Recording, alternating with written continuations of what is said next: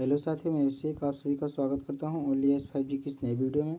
तो अभी की खबर यह है कि गंगा नदी में डॉल्फिन की टैगिंग, इसके बारे में आगे देखते हैं।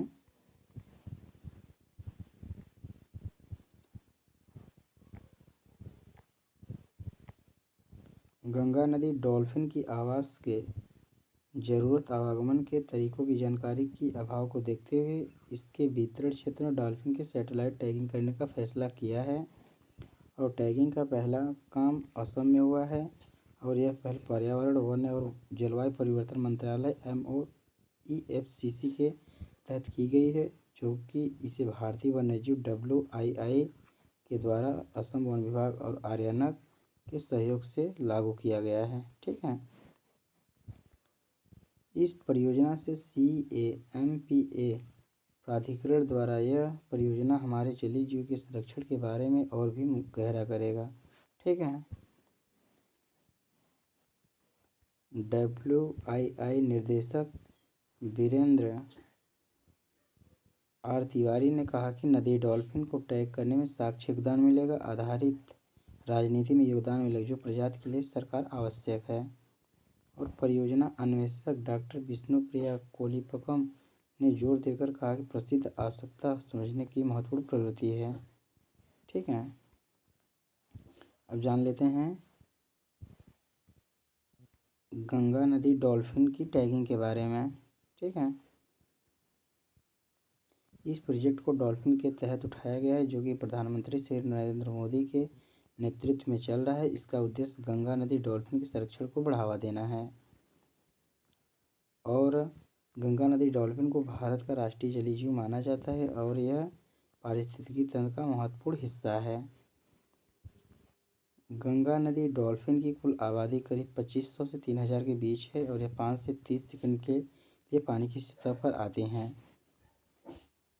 भूरे या हल्के रंगीन होती हैं, लेकिन पेट पर गुलाबी रंग भी हो सकता है। यह भारत के असम, उत्तर प्रदेश, मध्य प्रदेश, राजस्थान, बिहार, झारखंड, पश्चिम बंगाल राज्य में पाए जाते हैं।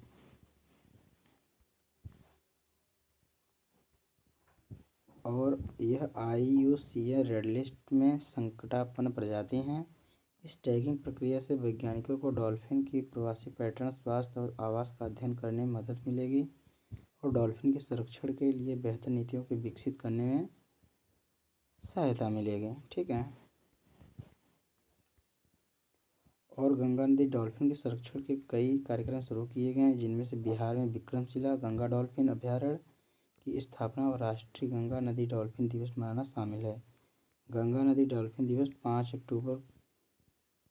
अक्टूबर को मनाया जाता है।